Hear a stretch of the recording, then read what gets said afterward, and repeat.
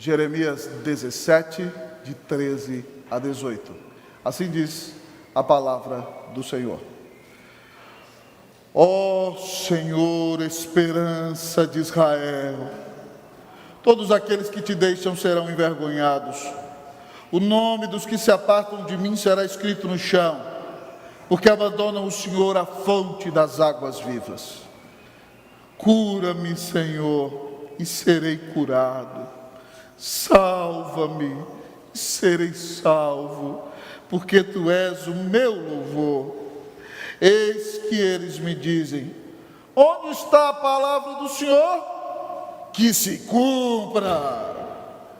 Mas eu não me recusei a ser pastor seguindo-te, nem tampouco desejei o dia da aflição, tu sabes. O que saiu dos meus lábios está no teu conhecimento. Não me sejas motivo de terror, meu refúgio és tu no dia do mal. Sejam envergonhados os que me perseguem, e não seja eu envergonhado. Assombrem-se eles, e não me assombre eu. Traze sobre eles o dia do mal, e destrói-os com dobrada destruição. Oremos ao nosso Deus. Pai Santo, nós nos humilhamos diante de Ti. Tua é toda a glória, todo o poder, todo o louvor. Tu és santo, Deus. Tu és o Deus incomparável. E nessa noite nós queremos pedir que nenhuma iniquidade faça separação entre o Senhor nosso Deus e nós. Que o Senhor nos encha com o poder do Espírito Santo, enquanto ouvimos a Tua palavra. Pai Santo, a vida cristã é composta de inúmeras batalhas. E nós precisamos da Tua graça, Deus, para enfrentar todas as crises que se levantam diante dos nossos olhos. Dá-nos graça, dá-nos sabedoria, dá-nos alegria, dá-nos comunhão contigo. Fala o coração da Tua noiva. E, ó Deus, que a presença graciosa de Jesus traga consolo por meio da Sua palavra. Oramos em nome do Senhor Jesus. Amém. A igreja pode sentar-se.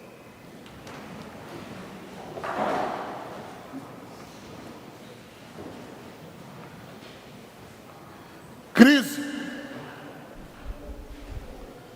Se nós pudéssemos usar uma palavra para definir o que tem acontecido no mundo inteiro em 2020, provavelmente uma das primeiras palavras seria crise.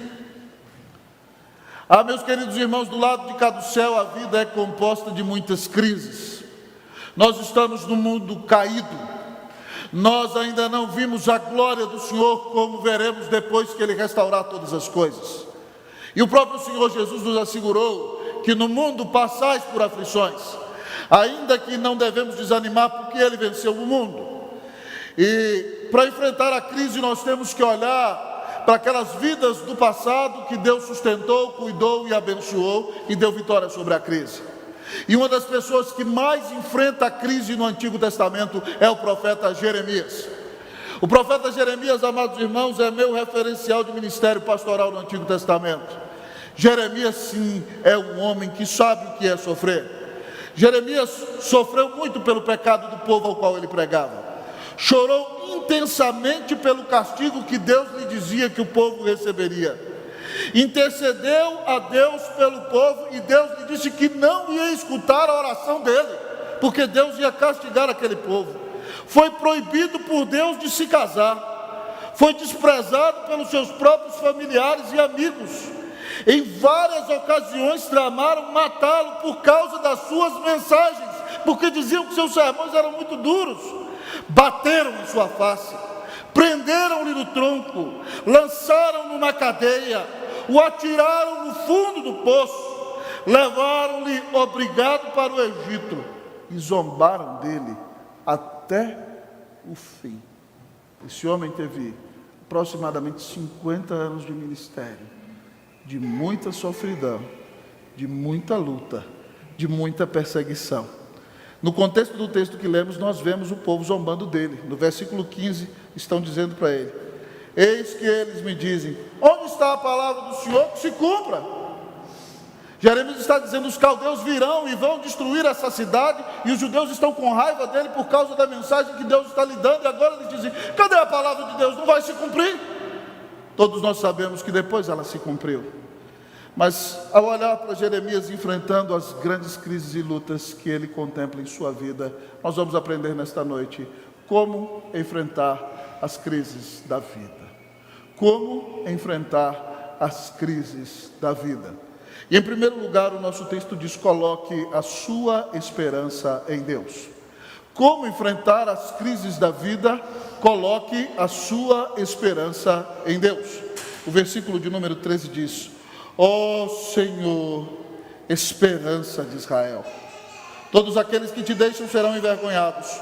O nome dos que se apartam de mim será escrito no chão, porque abandonam o Senhor, a fonte das águas vivas.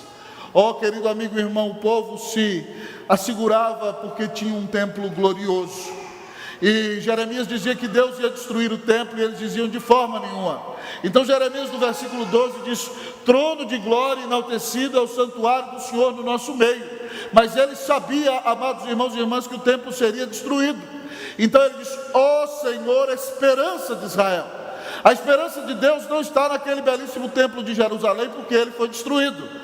Nós da Igreja Presbiteriana Unida de São Paulo temos um belíssimo templo, somos a mais antiga igreja da IPB nesta cidade, mas ainda assim a nossa esperança não pode estar no nosso templo. A nossa esperança não pode estar na nossa história. A nossa esperança não está na nossa capacidade, nem no nível intelectual da nossa membresia. A nossa esperança tem que ser colocada no Senhor, porque a esperança do povo de Deus é o seu próprio Deus. Jeremias diz: ó Senhor, esperança de Israel. Ele sabe que vão ser envergonhados aqueles que não ouvem a sua pregação.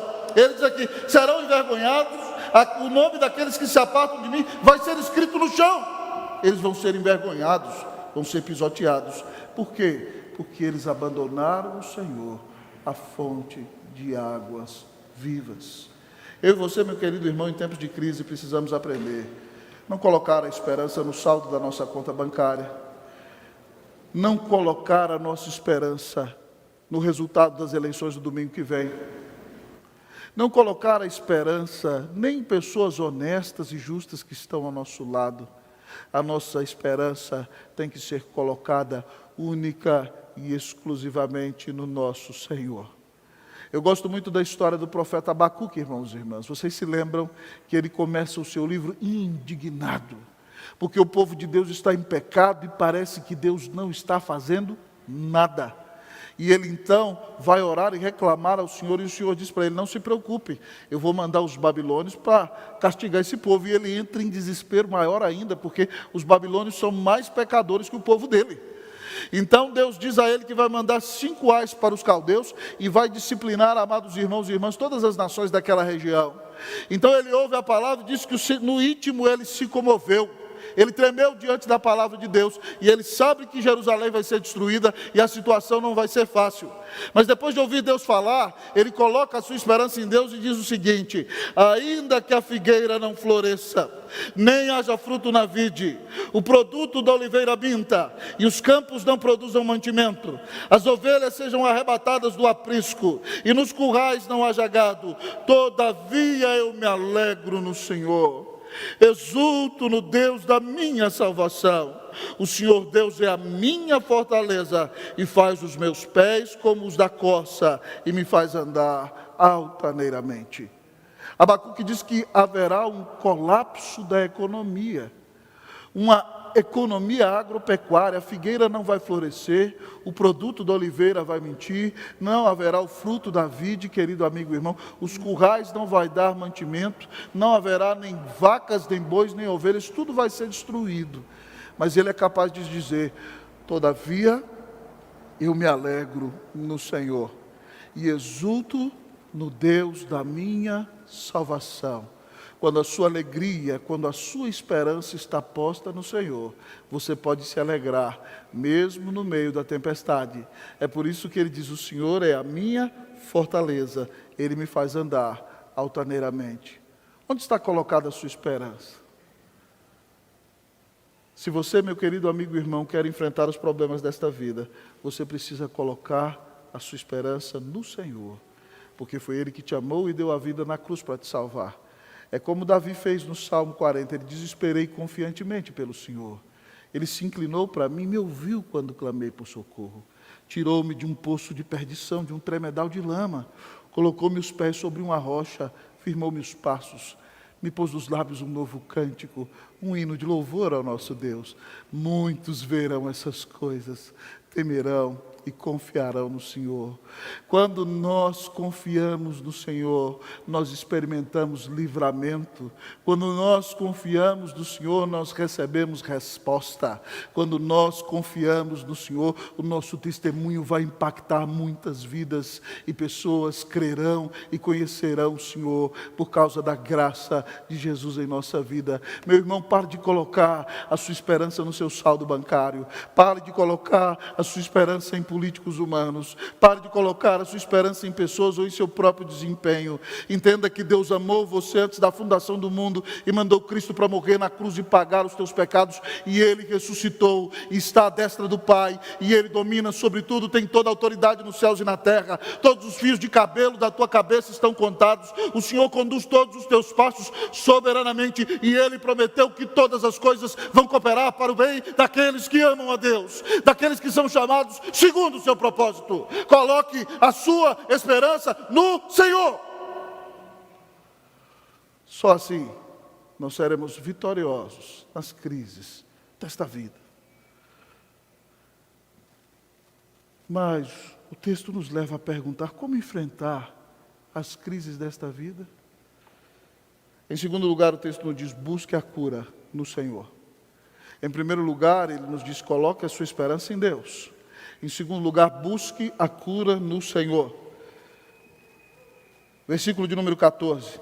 Lemos todos juntos? Cura-me, Senhor, e serei curado. Salva-me e serei salvo, porque Tu és o meu louvor. Jeremias, irmão, está com a alma dilacerada. Imagine que você vai fazer o bem para alguém e essa pessoa zombe da sua cara. Imagine que você vai entregar uma mensagem de Deus para alguém, e essa mensagem é essencial para a sobrevivência daquela pessoa, e aquela pessoa, pá, te deu uma bofetada na cara. Imagine que você vai pregar a palavra de Deus para alguém, você está sendo mensageiro do Senhor, e aquela pessoa te prende num tronco, te joga num poço, te coloca numa cadeia. O coração dele está machucado, ele é humano, ele sofre. Mas ele clama ao único que pode trazer cura para a sua dor. Ele clama ao Senhor, ele diz: cura-me, Senhor, e serei curado. Salva-me e serei salvo. E ele diz: porque o propósito da minha vida é te glorificar, Tu és o meu louvor. Parece até que Jeremias era calvinista e conhecia o breve catecismo. Qual é o fim principal do homem? Glorificar a Deus e gozá-lo para sempre. A minha vida é te louvar. Cura-me, Senhor. Meu querido amigo e irmão, o Senhor pode curar a dor do seu coração. Talvez você está aqui nessa noite, você está decepcionado. Talvez você está deprimido. Talvez você está sem perspectiva.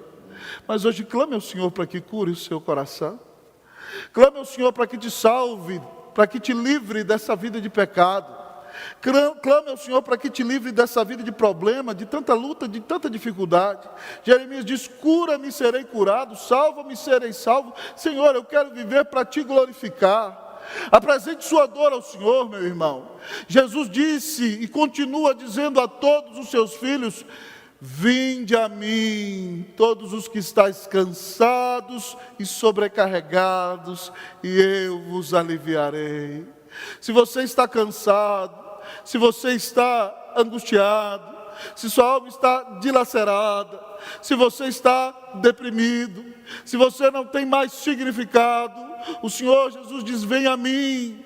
Eu quero dar alívio à sua alma, eu vou perdoar os seus pecados, eu vou trazer paz ao seu coração, eu vou restaurar a sua vida. Busque a cura no Senhor. Somente Ele pode curar a sua alma e a sua vida. Ah, meu querido amigo e irmão, um versículo da Bíblia que eu gosto muito. Infelizmente simula um arrependimento falso do povo de Deus, mas deve ser a atitude que nós devemos ter.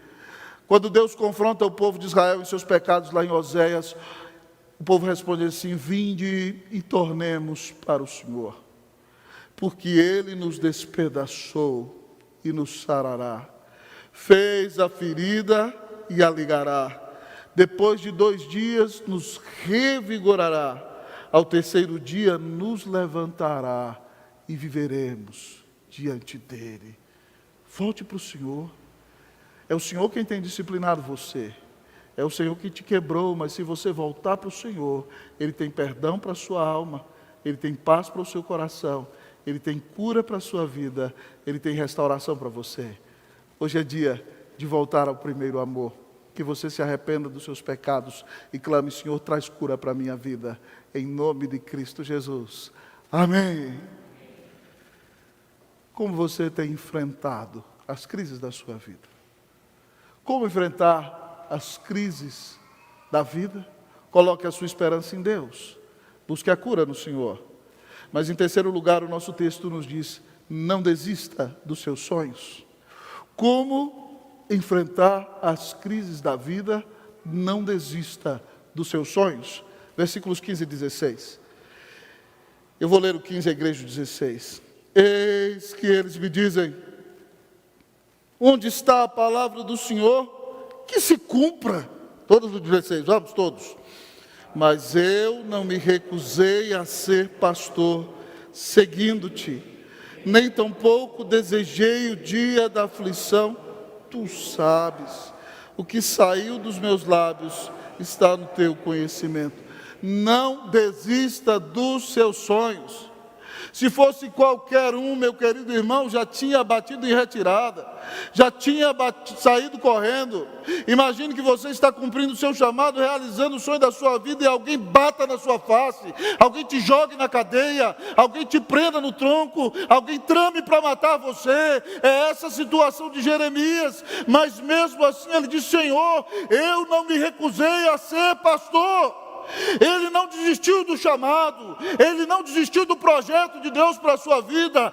Apesar das grandes dificuldades que enfrentou, ele não desistiu do sonho acalentado na alma, dos projetos forjados do coração. Não desista dos seus sonhos. Não desista dos seus sonhos, siga o Senhor.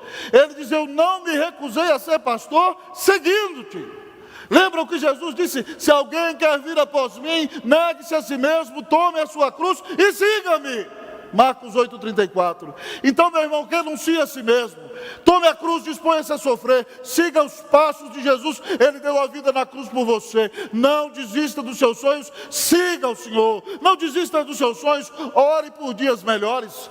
Jeremias disse aqui: mas eu não me recusei a ser pastor, seguindo-te, nem tampouco desejei o dia da aflição. Ele está pregando uma mensagem dura, mas ele não desejou a destruição, pelo contrário, ele orou para que Deus não fizesse isso.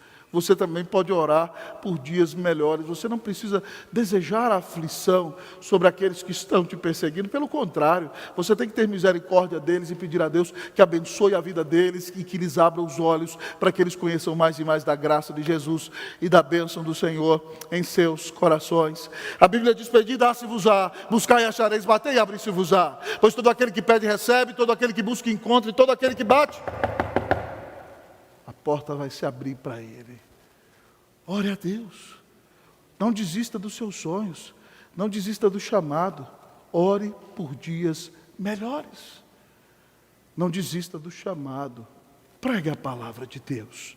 O texto diz: eu não me recusei a ser pastor seguindo-te, nem tampouco desejei o dia da aflição. Tu sabes, o que saiu dos meus lábios está no teu conhecimento. Jeremias pregou a palavra de Deus, presta atenção, para agradar a Deus. O verbo conhecer é yadá, e também significa amor. Jeremias pregou por amor a Deus, para agradar a Deus. Então pregue a palavra para agradar a Deus. A Timóteo, Paulo diz em 2 Timóteo 4,2, prega a palavra, insta, quer seja oportuno, quer não, corrige, repreende, exorta, com toda a longanimidade e doutrina. Se te rejeitarem, você não vai parar de pregar o Evangelho. Continue falando de Jesus, continue falando de sua graça, continue falando do seu perdão, continue falando de sua misericórdia, continue falando de sua grande salvação, continue falando que só nele há perdão, continue falando que ele deu a vida na cruz para te reconciliar com Deus, cristão. Abra sua boca e anuncie ao mundo inteiro que só há paz com Deus, só há perdão de pecados, só há reconciliação, só há justificação, só há vida eterna para aqueles que se arrependem dos seus pecados, creem em Jesus e se submetem ao senhorio do Senhor. Não desista dos seus sonhos, não desista de ser uma bênção, não desista de se consagrar ao Senhor. Talvez você teve uma grande frustração, talvez você teve uma grande luta, talvez Deus quebrantou o seu coração, mas você não pode deixar de sonhar. Pelo contrário, diga: Senhor, eis-me aqui, realiza em minha vida a tua vontade, para a glória e para a honra do nome de Jesus.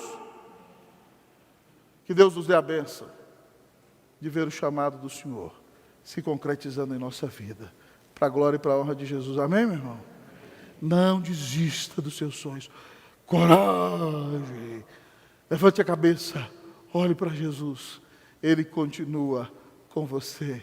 Ele continua sendo o seu Senhor bondoso, que te amou e te salvou e vai cuidar de você, ainda no dia da mais terrível dor, da mais terrível tempestade.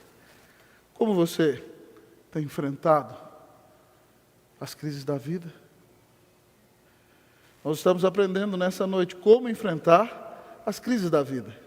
Em primeiro lugar, o nosso texto nos disse: coloque a sua esperança em Deus. Em segundo lugar, busque a cura no Senhor. Em terceiro lugar, não desista dos seus sonhos. Como enfrentar as crises da vida? Em último lugar, a palavra do Senhor nos diz nesta noite: leve suas queixas a Deus. Como enfrentar as crises da vida? Leve suas queixas a Deus. Vamos ler versículos de número 17 e 18. Leamos todos. Enquanto ouvimos um passarinho maravilhoso cantando, eu tenho o privilégio de pregar com som de fundo. Louvado seja Deus, glória a Deus. A glória de Deus na criação. Vamos ler, versículos 17 e 18. Não me sejas motivo de terror, meu refúgio és tu no dia do mal. Sejam envergonhados os que me perseguem, e não seja eu envergonhado. Assombrem-se eles, e não me assombre eu. Traze sobre eles o dia do mal e destrói-os com dobrada destruição. O que você tem feito com os seus problemas, meu irmão?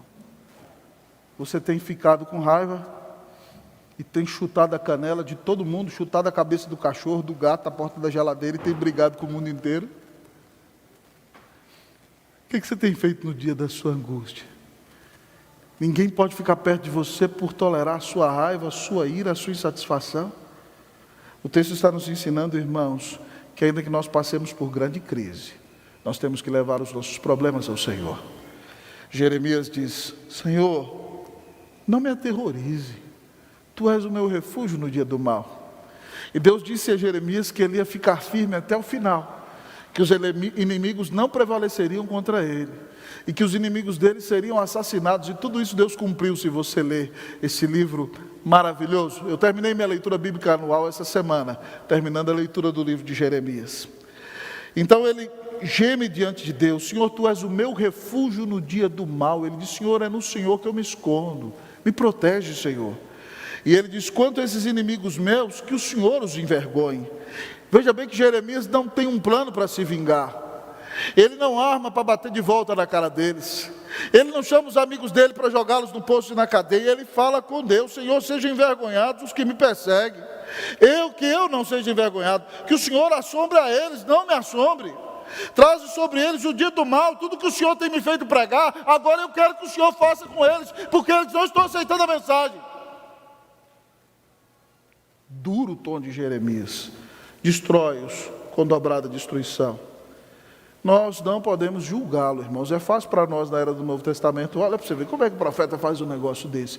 Queria ver se fosse você, correndo o risco de ser assassinado por pessoas que se dizem seus amigos. Jeremias não se levanta contra eles, ele leva os seus problemas a Deus. O que você tem feito? Tem gente que leva o seu problema para o irmão da igreja. Está insatisfeito com o colega da igreja, com o irmão da igreja, faz um grupinho ali na porta. Você viu o que fulano falou? Você viu como é que ele fez? Nossa, você viu o que está acontecendo? E aí começa, amado irmão, a língua satânica a espalhar as coisas. A língua influenciada pelo fogo do inferno. Você não tem que levar os seus problemas para os outros. Você tem que levar os seus problemas para Deus. Leve os seus problemas para Deus. Você já parou para pensar que o Senhor está permitindo que você passe por toda essa aflição para que você volte a orar? Para restaurar em você o primeiro amor? Para trazer você de volta à presença do Senhor? Para quebrantar seu coração e te encher do Espírito Santo de Deus? Leve os seus problemas a Deus. Meus irmãos, eu amo muito, talvez um dos versículos do Antigo Testamento que eu mais ame, é aquele versículo do dia no qual Salomão consagra o templo, e o Senhor aparece para ele num sonho, e diz: Salomão, se eu fechar os céus de modo que não haja chuva, se eu mandar a peste na colheita do meu povo, se eu mandar a peste na saúde do meu povo, se o meu povo, que se chama pelo meu nome, se humilhar e orar, e me buscar, e se converter dos seus maus caminhos, então eu ouvirei dos céus, perdoarei os seus pecados, e sararei a sua terra. Deus dá condições para o reavivamento nesse texto, e nós estamos enfrentando um dia de grande crise. Nós estamos cumprindo estas condições para a restauração. Ele diz que perdoará os seus pecados, ouvirá dos céus e sarará a terra. Quais são as condições? Se o meu povo, que se chama pelo meu nome, se humilhar. Esse tempo de pandemia tem sido para você um tempo de humilhação ou um tempo de encrenca? Eu tenho visto pessoas que na pandemia resolveram brigar, resolveram tirar a espada e dizer: agora eu vou para o pau. Isso não é atitude cristã. É hora de se humilhar.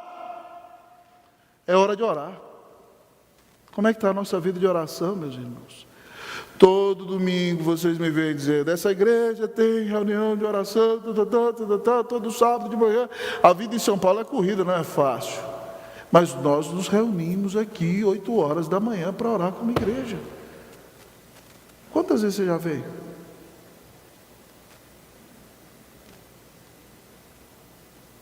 Se nós estamos entendendo o que está acontecendo, nós precisamos nos ligar. Mas não só na reunião de oração da igreja. Como é que está a sua reunião de oração dentro de casa?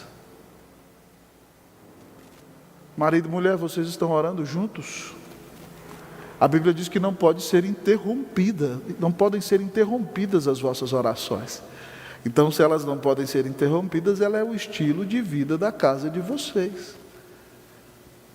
Temos orado nós com os nossos filhos. Nossos filhos conhecem nossa devoção a Deus dentro de casa. Se o meu povo, que se chama pelo meu nome, se humilhar e orar e me buscar, você tem buscado a face do Senhor? No primeiro momento da pandemia, irmãos, todos se desesperaram. Eu vi um despertamento espiritual na vida de muitos crentes naquele primeiro momento. E os ímpios arrancaram os cabelos e reconheceram que nós tínhamos esperança. Mas o ser humano tem a habilidade de se acostumar com todas as coisas, até com a pandemia. E aí muitos daqueles que voltaram no fogo do primeiro amor no início da pandemia, agora já estão na filosofia do deixa a vida me levar, a vida leva eu de novo. Misericórdia. Que o Senhor tenha compaixão de nós, meus irmãos. Se o meu povo, que se chama pelo meu nome, se humilhar e orar e me buscar, e se converter dos seus maus caminhos, o que é que precisa mudar na sua vida? Existe alguma coisa na sua vida que tenha ofendido a santidade de Deus? Deus humilhou você esse ano para mostrar-te que alguma coisa na sua vida estava errada, que talvez você se achava bom, que você se colocou no lugar de Deus, que você achava que não precisava tanto orar assim, buscar o Senhor, e aí o Senhor vai e de repente permite que você enfrente uma grande luta para você entender que precisa mudar de vida, entender que Jesus não vai dividir o lugar dele na tua vida com ninguém. Jesus não vai dividir o lugar dele na tua vida nunca com o teu trabalho. Jesus nunca vai dividir o lugar dele na tua vida, querido amigo e irmão, com os teus projetos. Se o trabalho ocupa o lugar de Jesus, sabe o que ele faz? Se você é de Jesus, ele tira o trabalho. Querido amigo e irmão, o Senhor Jesus nunca vai deixar que a sua namorada ocupe o lugar dele. E se você colocar a namorada de Jesus, prepare-se, você vai perder a namorada. O Senhor não divide o lugar dele na tua vida com ninguém. Com ninguém. Para os novos aqui da igreja não ouviram essa história, mas quando eu cheguei aqui eu contei para vocês, irmãos. Lá no Chile, em Santiago, nós perdemos nosso primeiro bebê, entrando no 4º mês de gravidez. Eu tenho esperança de ver essa alma na glória, perfeita, aperfeiçoada por Cristo Jesus. Um filho da aliança que o Senhor nos deu. Quando Davi nasceu, agora ele está um rapagão, quase do meu tamanho, né? Graças a Deus é um menino crente, espero que continue assim, viu meu filho? Eu sei que você está ouvindo essa mensagem agora, ande firme com Jesus. Mas eu peguei o Davi no colo, irmãos. Quem viu a esposa tendo um filho é algo inusitado demais. Quando ele nasceu, tem uma primeira foto dele pegando no meu dedo assim, a foto emblemática, né? E eu peguei ele no colo, consagrei ele ao Senhor, e eu falei, meu filho, eu te amo demais. Eu nunca achei que eu poderia amar alguém desse jeito. Mas eu quero dizer para você que eu amo muito mais a Jesus para o seu próprio bem. Eu amo a Jesus muito mais do que eu amo você para o seu próprio bem. Eu continuo amando ele, não só ele, agora as suas 2 irmãs apaixonadamente. Mas eu amo o Senhor muito mais do que a eles, para o bem deles. Porque nada na nossa vida pode ocupar o lugar do Senhor. Tudo isso veio para que você volte a orar, para que você volte para a presença de Jesus. Então nessa noite, apresente os seus problemas a Deus. Conte para o Senhor o que está no seu coração. E peça ao Senhor por uma grande restauração em sua vida, em nome de Cristo Jesus. Como você tem enfrentado os conflitos da vida?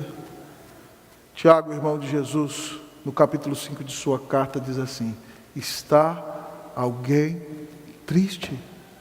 Faça oração. É tempo de voltar a orar. É tempo de voltar à presença do Senhor. Como enfrentar as crises da vida?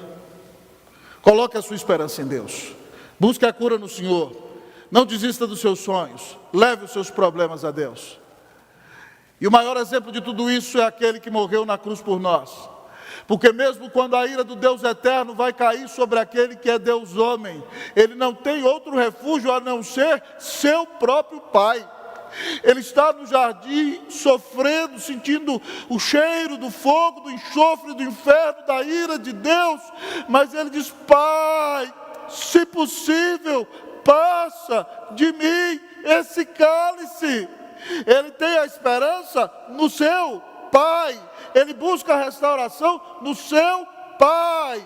Ele não desiste de ser fiel ao seu Pai. Ele está sofrendo muito. Ele diz: Pai, se possível, passa, mas que se faça a tua vontade, não a minha. Ele não desiste do chamado. Ele tem que ir à cruz.